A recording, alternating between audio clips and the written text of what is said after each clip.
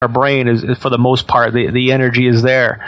Of course, you crack open your brain, you're not going to see one because it's there on a multi-dimensional spiritual level. It's the spirit, it's the energy, it's the essence of one that is in there.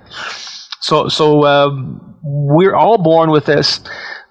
For some reason, I believe it was an agreement made eons ago that they're allowed to do this in order just to research their own DNA, but it's gone way too far and people are suffering way too much. So now we're getting to that tipping point where God is finally saying enough is enough. Let's do a clearing. Let's do a house cleaning. Let's ascend this planet up and let them live in peace. Yeah. Wow. Amen. That's very mind-blowing.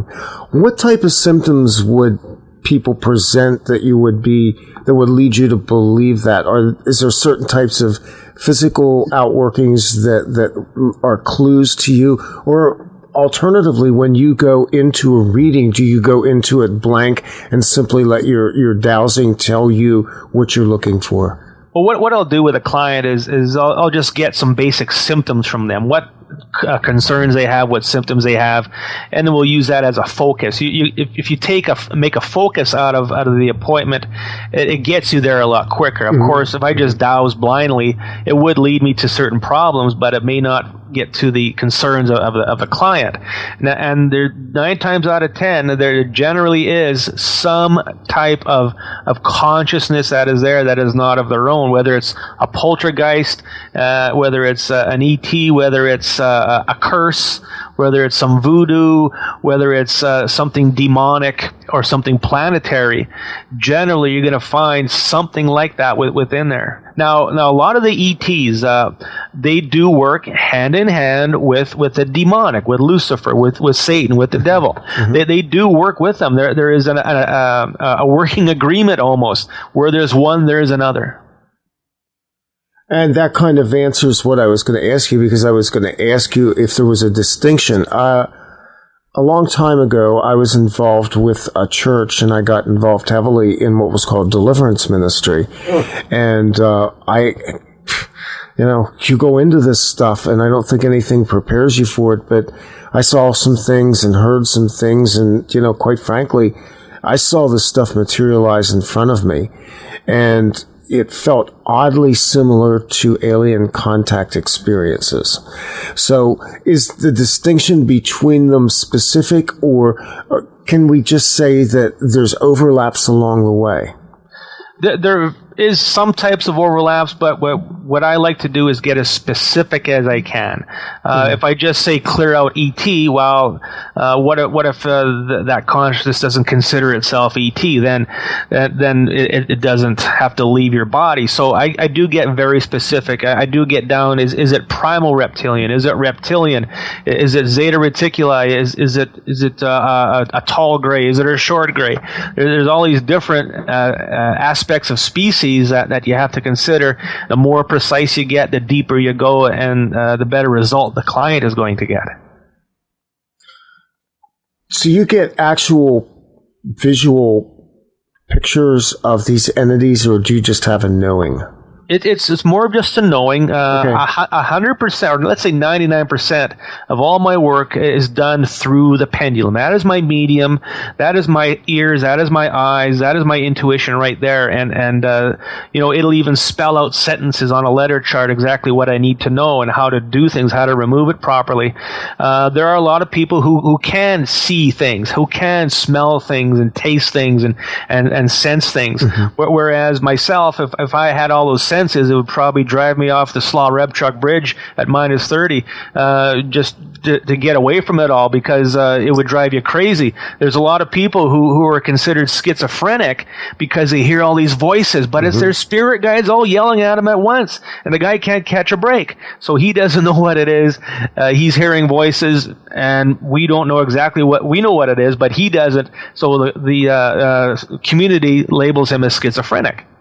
Well, in a lot of cases, and this was my experience when I was young, it's switched on telepathically, and you can't tolerate that level of information. That's why I ask you this question, because it can be overwhelming, the amount of data that can stream in if you're like an open channel. And it took me years to be able to screen things out like that, to be able to screen out telepathic thoughts and energetic things that hit me, especially, when you're a kid and you don't know what the hell's going on. Do you get people like that are what would classically be called schizophrenic or psychotic that are dealing with this? I have a few clients right now who are experiencing what's really interesting is that one of them experiences she keeps on hearing songs. Okay, they keep on playing music, and it's stuff from the 50s and 60s that she grew up with. And at night they'll shake her bed. Okay, and she knows what it is, but she doesn't know how to work with it or to get rid of it. Okay, so she calls me and we start looking, and for me it is a lot of discovery because it is something that I've never really worked with on that level. We've got it down to where the volume is very low, but it's still there. But it's a matter of finding it. And what I have discovered is that it is a visitor. Okay, it's not called an ET. It's a visitor, and you really have to be specific with the identification. But where is it a visitor from? It's a visitor from Saturn. Okay, and it's coming in, and there's a lot of interplanetary travel happening right now with spirits coming in to witness the whole ascension process. This is going to be the hugest thing in the entire universe within any dimension that's ever happened. So there are consciousnesses that want to witness this and see it. Now, there's also consciousnesses that are here as let's say pleasure. Okay, so they come into my office and they're watching me on an energetic level doing battle with the devil and somebody. It's just like you and I going to a wrestling match and watching Hulk Hogan beat the heck out of Andre the Giant. Yeah, exactly. Yeah, entertainment. So it is entertainment for them, for sure. So the whole aspect of the spiritual side of this, we've had religious systems that have, for instance, and I'll pick on Christianity. I can do that. I was an ordained minister at one point in time. They talk about spirits. They'll talk about devils. They'll even deal with them on some level, as it was when I did this work. But they seem to deny this great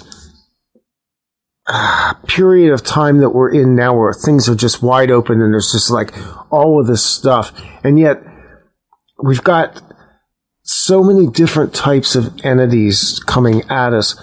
And one of the things that I heard early on, Chris, when I was doing my early interviews with abductees, was that religion was not prepared to deal with the ET problem because there was nothing in their teachings that would affirm that. And so they treated everything like they were demons, and they used the classic exorcism type strategies to do this. How, in your dealings with this, is it different?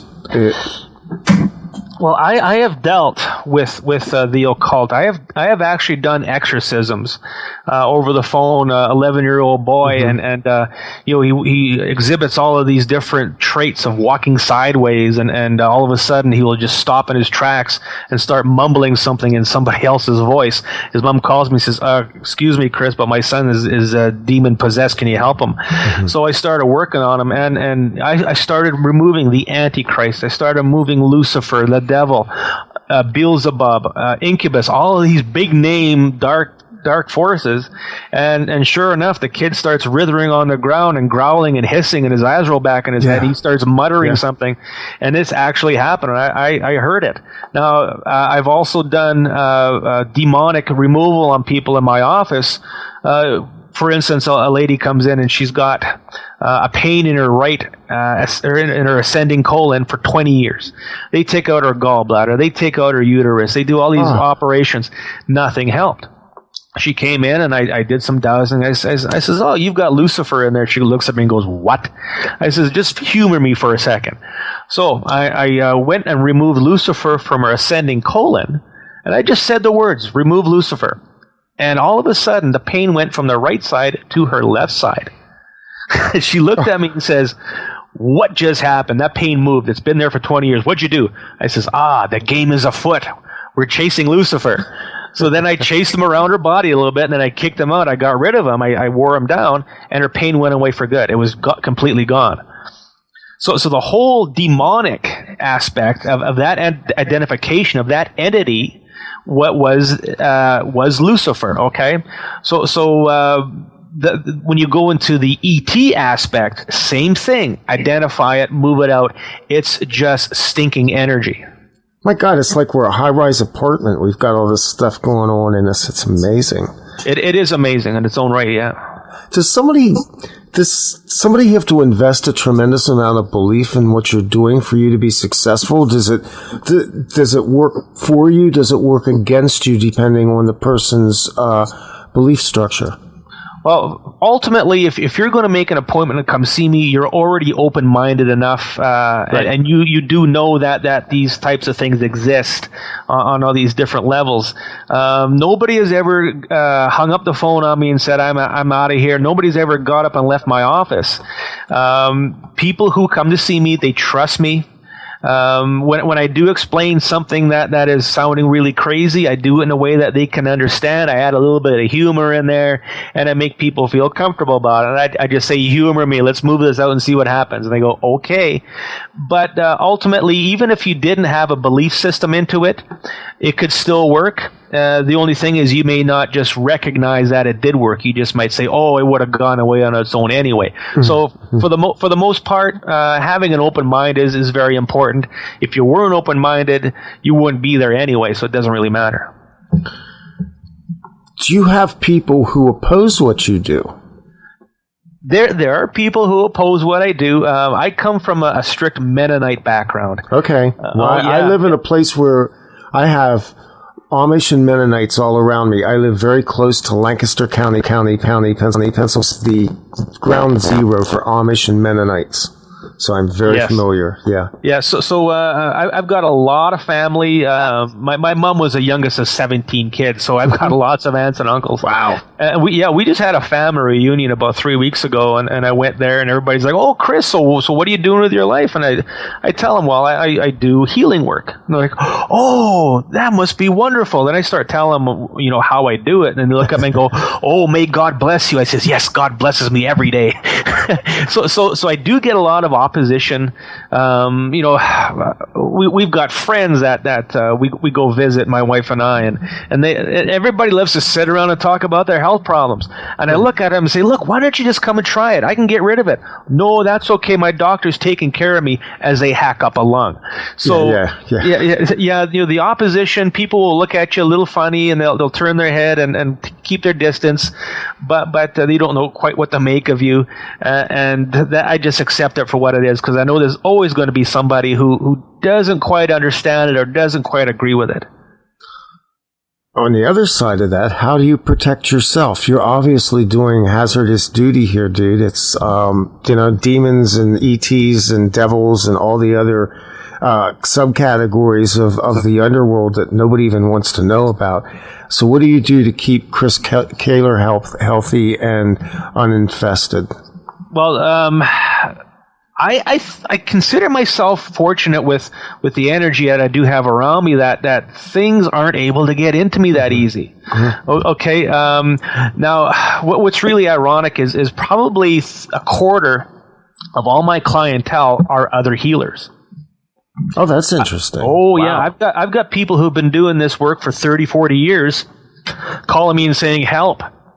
That they know they've been hit, they know that they're having these troubles because of the work they're doing, and they've got this big mark on them that invites all of these energies in. Of course, I mean I consider shiny people, so the entities want to go to the bright and shiny people, right? Because their energy is bigger.